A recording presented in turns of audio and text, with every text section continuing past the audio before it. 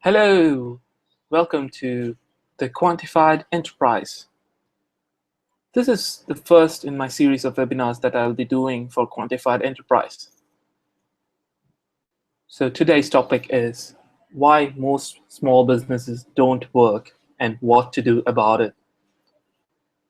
This is actually a composition of the ideas from a very famous book called E-Myth Revisited by Michael Gerber.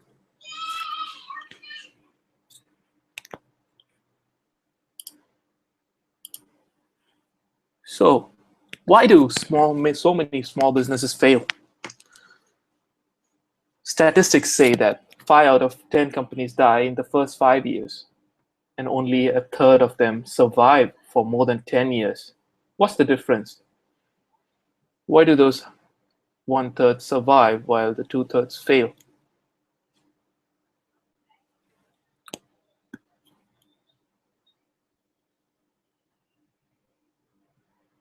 It's because they suffer from the E myth. It's called the entrepreneurial myth. The myth is that a technician can start a business and be successful.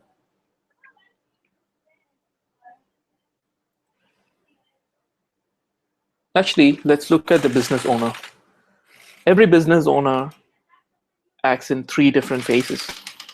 1 as a technician, 2 as a manager, 3 as an entrepreneur. The technician. Who is the technician of the business owner? The technician is the part of the business owner who says, do it, do it, do it. It's the person who thinks that I'm the best employee in this world and I need to start a business. And he quits and starts his own business. It may be a software engineer who starts a software development agency, or it may be a chef who may start a restaurant. It may be a chiropractor who may start his own clinic, or a doctor. So, who is the manager? Manager is the person who worries about paying the bills. He is the overseer, so he wants the business to run successfully. He deals with issues, so if any problem happens, then the manager steps in. The entrepreneur. The entrepreneur is the dreamer. He's the visionary behind the business. He makes the plans. The person is the one who prepares the business plan, strategizes the business, and raises money, all those things. So we can see a business owner as a multifaceted personality. 1, the technician, 2, the manager, and the entrepreneur. Most of us don't balance the 3. Most of the business owners do not balance all 3. So most of them are 90% technician and 10% entrepreneur and 0% managers.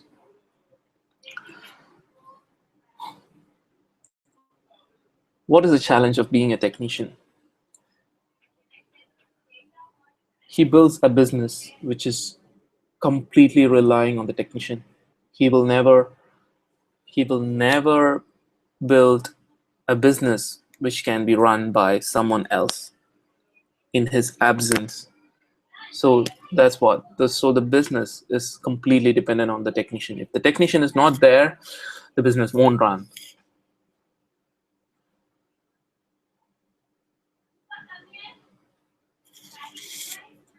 If the business depends on you, you're not running your own business. You actually have a job. You cannot call yourself a business owner. You're not an entrepreneur. You're not a manager. So in order to be a real entrepreneur or a business owner, you have to balance. So let's go forward. So Purpose of going into business. The technician mindset usually means that the person wants to get free of a job so that he can create jobs for others.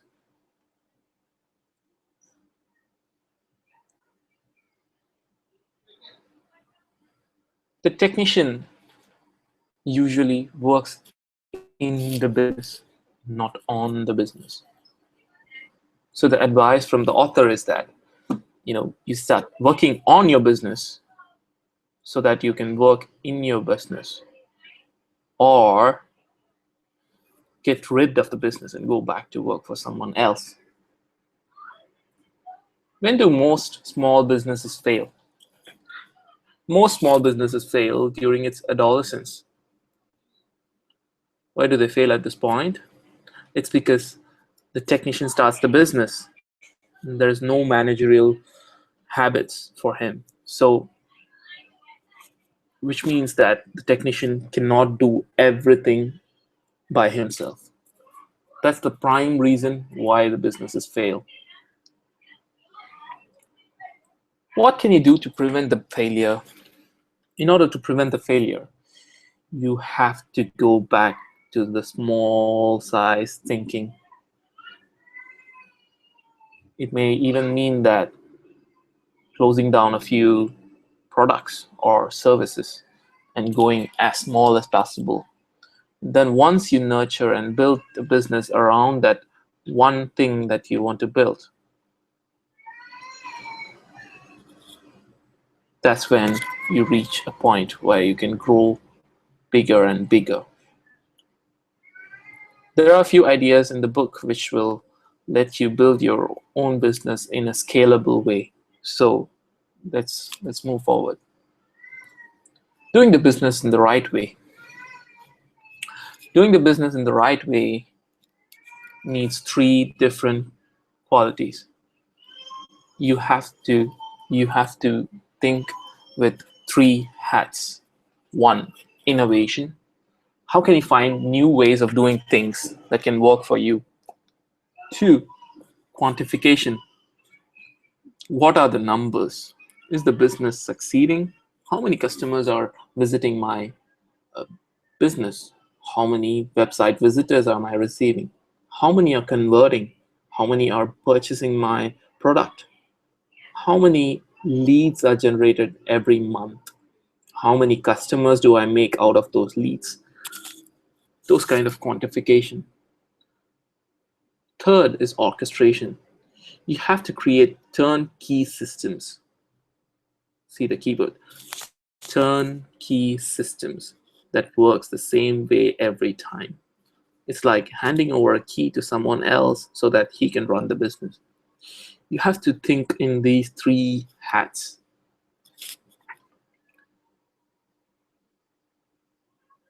One example in the book is the IBM business model.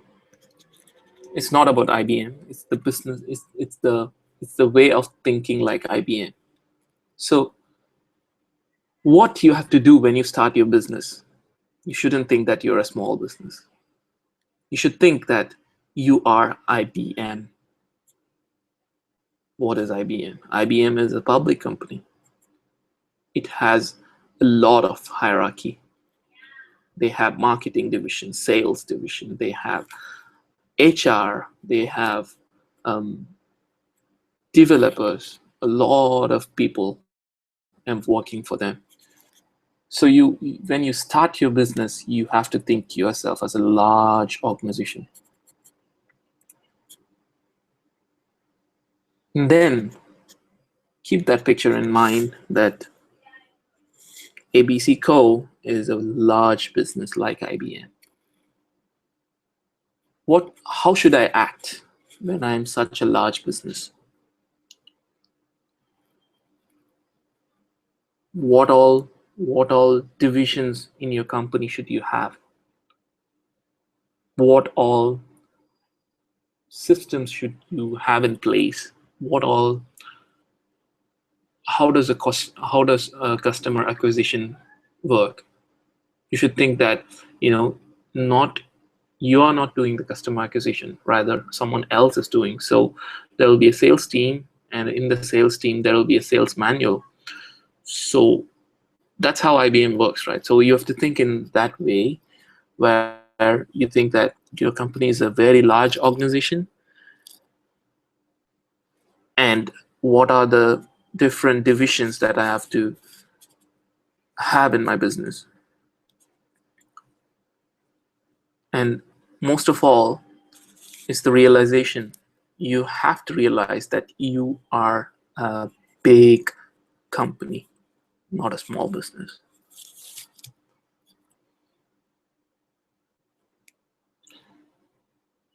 So second thing in your mindset part is you have to think of the business as a money machine. Entrepreneurs look at their businesses as if it were a product. Ray Kroc and McDonald's example. This is the most famous of all. Ray Kroc was a smoothie maker salesman, or some mixer salesman, right? So he used to visit a lot of businesses. One of the businesses he visited was McDonald's with N-A-M-A-C, McDonald's. So he visited this shop, and the sales were like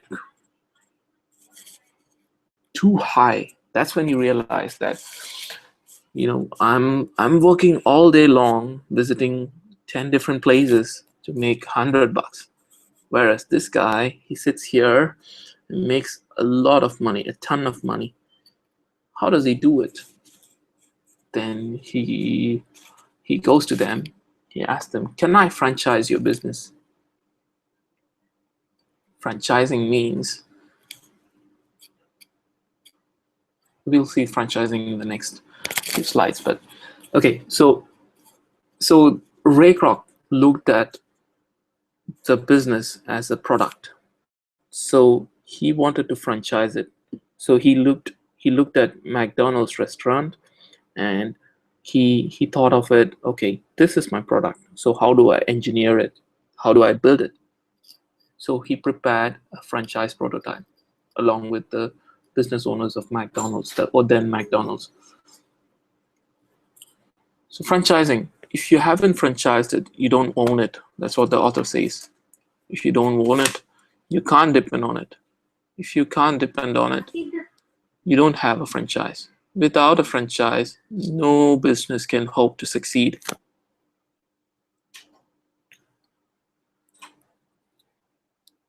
Natures of the owner in the franchise prototype. Entrepreneur, vision, and entrepreneur sets the vision and he takes the form. Manager creates the order. He creates predictability. He builds the systems. Technician. Technician is the real self. So the real self, what the real self does, the real self will think of doing what he loves. It may be making pies, it may be writing software code, it may be tailoring a shirt, anything. So that is the technician. So the business owner should set himself, should realize that he has to be an entrepreneur and as well as a manager in order to do what he loves to do. Oops. Holy Grail. The Holy Grail is you have to work on your business, not instead of in your business. If you take the example picture that I've shown here, shows a cycle. You have to be the bicycle rider, not the bicycle itself.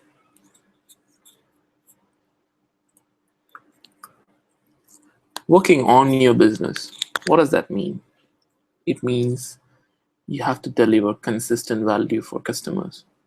One of the examples from the book, as I quote, is that the author walks to a newly opened salon. The first day he goes there, the salon owner gives him a very good service. He welcomes him. He gives him a cup of water. He gives him a very good service every time for the next few months. It was like this. Then once he scaled up, everything went into trouble. He stopped serving water.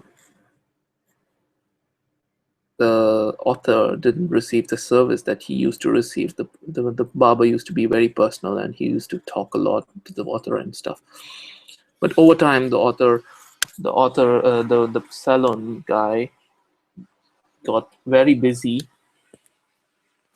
and he stopped doing those things.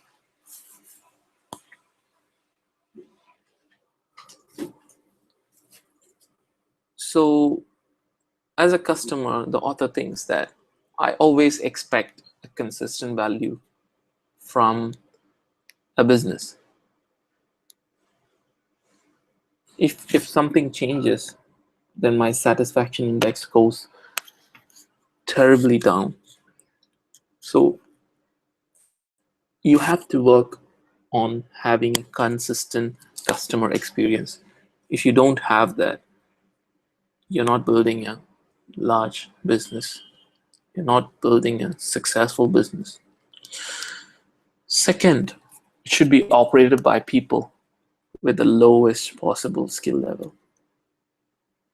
When you walk into McDonald's, who is the cashier? Is the cashier a person with an MBA degree or a Stanford grad? No. He's doing part-time while doing his 8th grade. So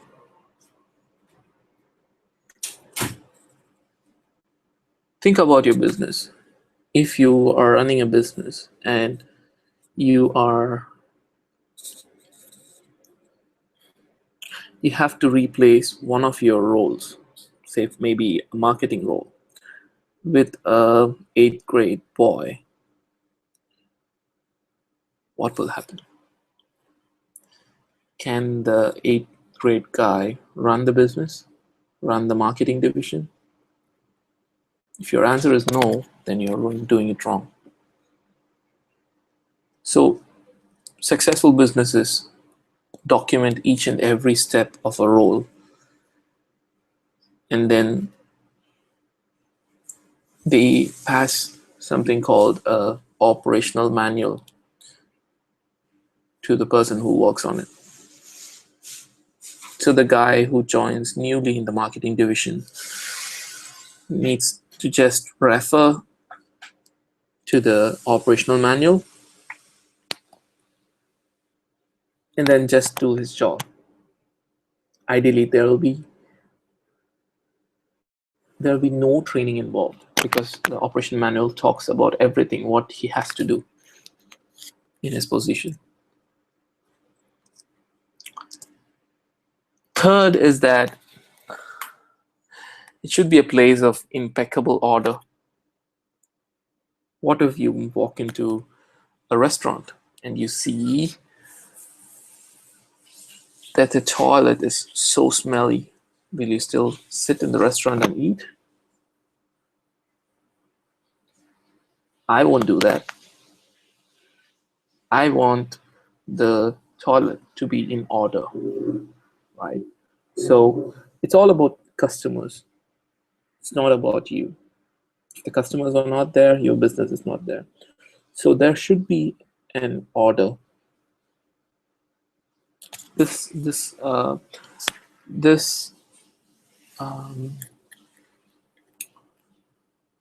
comes together with the point number 1, which is to deliver consistent value for customers. If you don't have order in your business, you cannot deliver consistent value. 4, all work should be documented in operational manuals. As I mentioned earlier, This operational manual will give anyone a step by step on what to do and when to do. It may be a checklist or a process diagram, anything that is easily understandable. Number 5, uniformly predictable service to the customer every time. So, all right, let me give you an example. I went to the Singapore National Hospital as an I broke my wrist and I walked into the hospital. So when I walked in there, ideally, what should I do? I should walk to the reception, ask the receptionist 10 different questions on how and what to do. And then I I need to wait. I will never know what is going to happen, right? That's what a normal hospital will be there. But Singapore General Hospital, when I just walked into the emergency section, I saw a large process diagram which talked about, okay, now first first step is to screen yourself. So I just walked into the room number 1 and got myself screened. Then they gave me a sheet of paper.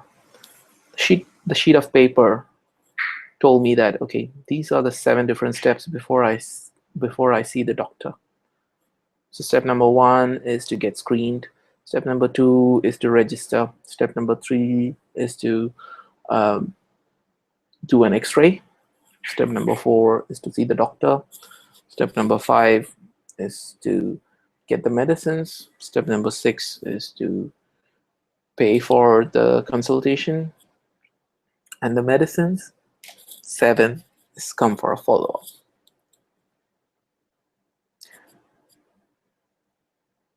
I felt really safe. I felt really good. I felt, you know, I should walk here again when I have an emergency. I shouldn't go to anywhere else. See, that's what a customer always expects, a predictable service.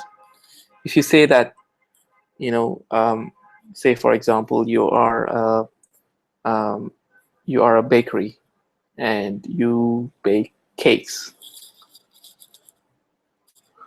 Will anyone order a cake if you don't tell them when you can deliver? No. They will only order if they know, okay, I can get my cake on this day at this time. That's when they will order. So I mean, everything goes together. So it is, you need your business to be organized internally, and you have to let the customer know that this is how we operate. Doing this will enable you to deliver better customer service, a better customer experience, and a predictable service to the customer.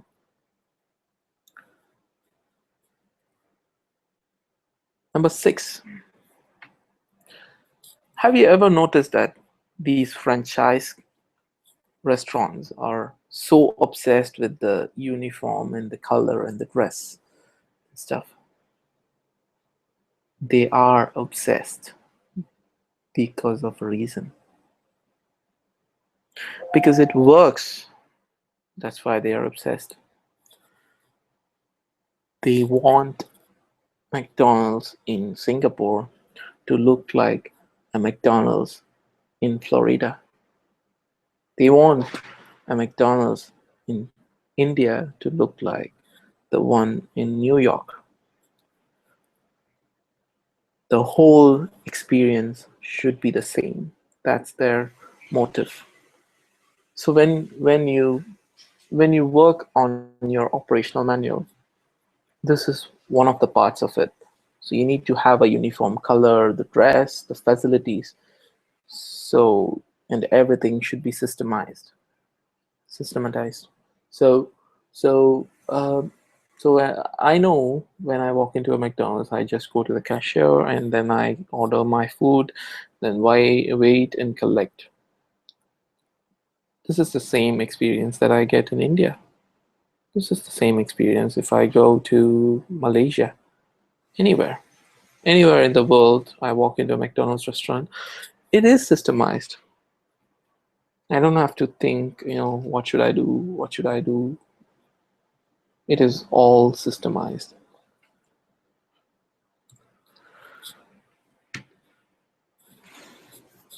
So the key is not to build a franchise. The key is to build a turnkey business that you could franchise if you want to.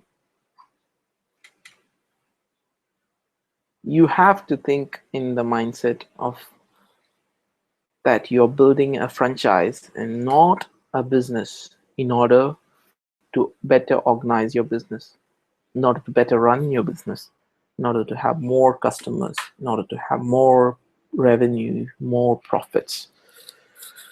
You don't have to work as hard because the system works, so you don't have to. Where is Ray Kroc? Ray Kroc is dead today. But McDonald's, it's still running strong. Even if everyone in his family dies, McDonald's will still be strong. They'll run their operations perfectly fine. So the key is that you want your systems to work, not you. You set the system and forget it. Remember the money machine? You have to think of your business as a money machine.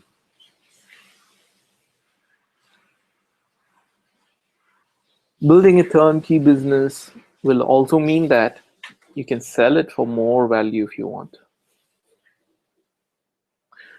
Businesses are sold with perceived value. WhatsApp was acquired by Facebook for $18 billion. That's more than Ritz-Carlton. That's more than many of the large businesses that are around for more than 50 years. WhatsApp, which is a very small startup, they started like 5 years ago. They were able to sell their business for $18 billion. Why? It's because of the perceived value. Because that they have millions of customers using their product. They can monetize at any time. That's a perceived value. That's why Facebook paid $18 billion. So if you have a system and if you have a business that can be franchised, that's a perceived value. With that perceived value, you can sell it for more money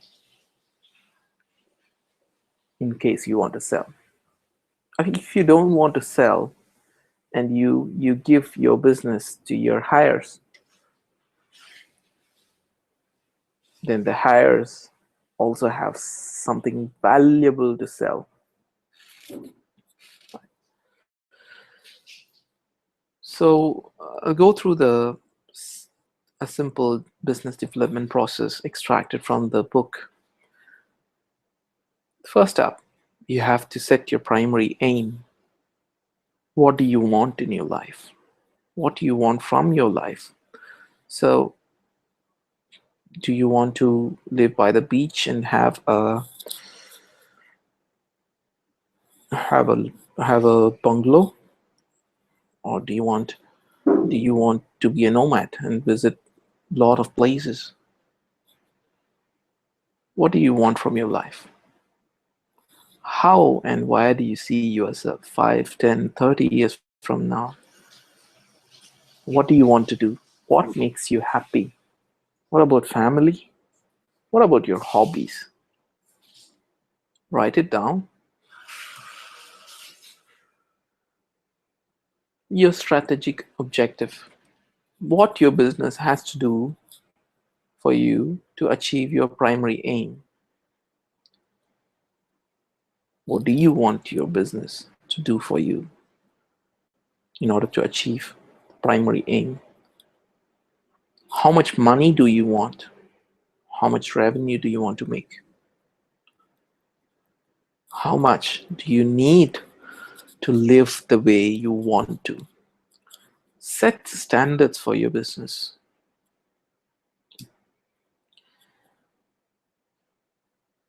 Create a strategic objective. Create an organizational chart of the business as you see it at the end. Remember the IBM? Think of your business as IBM and prepare an organizational chart. Then what you do is that you'll have 10-15 different roles. Put your name on all the 15. And then if you have 15 different roles, define the role.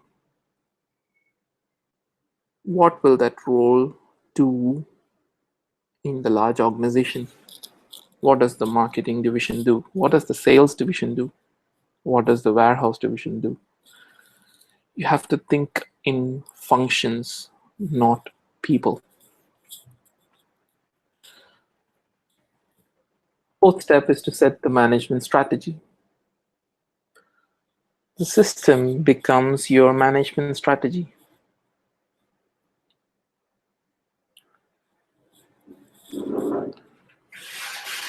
How to assure that things happen the same way every single time or every single patient in the doctor's case. Create an operational manual. People strategy.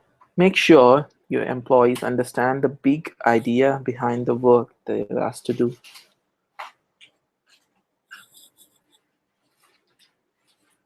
I have shown the motto of Ritz-Carlton. In Ritz-Carlton, if you ask any employee, he says that we are ladies and gentlemen serving ladies and gentlemen. That's the motto of Ritz-Carlton. That gives them a pride to work for Ritz-Carlton. Everyone is really engaged with the goal that the company wants to reach. You have to find such a tagline which will resonate with your employees so that your employees are better engaged. They know the big idea behind what you're working towards.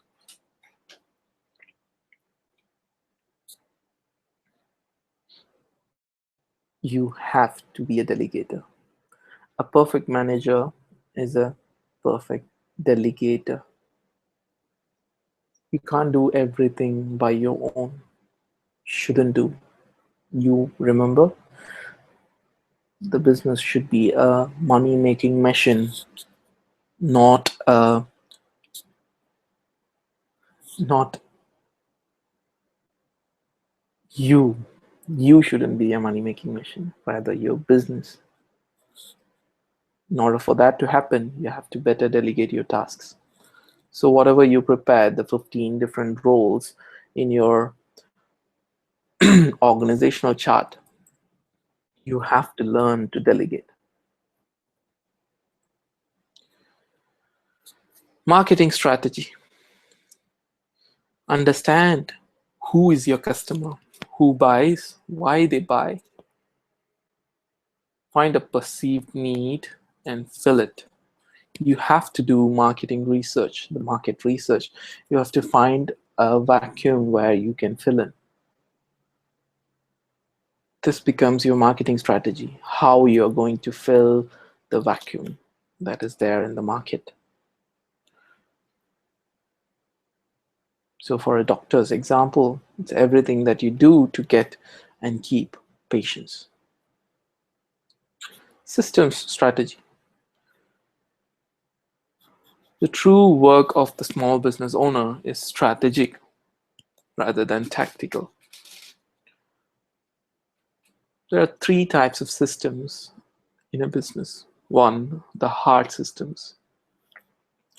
which never change. They are hot. So the colors of your restaurant, or the clothing that your employees wear, what music you play in the restaurant, how should your restaurant smell, or you can say hard systems cater the 5 different senses. Soft systems, benchmarks, scripts, these change over time. You have to keep improving your sales script. The benchmarks will change. These are soft systems. 3. Information systems. You have to measure. Remember from the 3 different hats: innovation, quantification,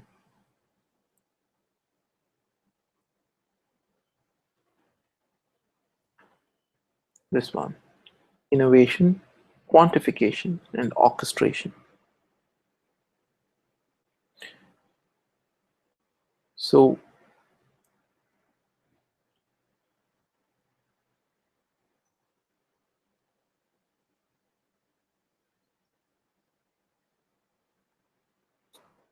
information systems allow you to quantify your business.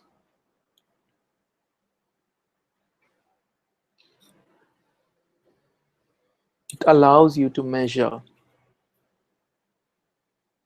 maybe a marketing audit, maybe a lead conversion ratio, something of that sort.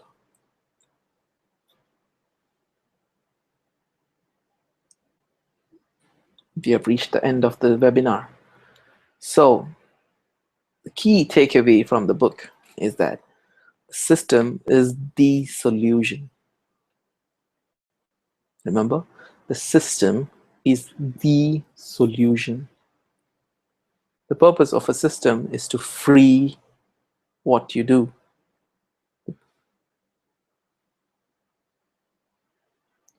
Sorry. The purpose of a system is to free you to do the things you want to do. So the system makes your business a money-making machine and allows you to do what you want to do. I'm preparing an eMyth workbook which you can use to think of your business as a money-making machine or like a successful business. I'll have this link in the comments. Just click on it. Give me your email address. Then I will send the workbook as soon as it is ready. Awesome. Thanks for listening. I look forward to connecting with you. I'm I'm starting the blog Quantified Enterprise, where I will be giving different idea. I will be sharing different ideas about scaling your business and building it in the right way and quantifying your business. So thank you for listening. Bye.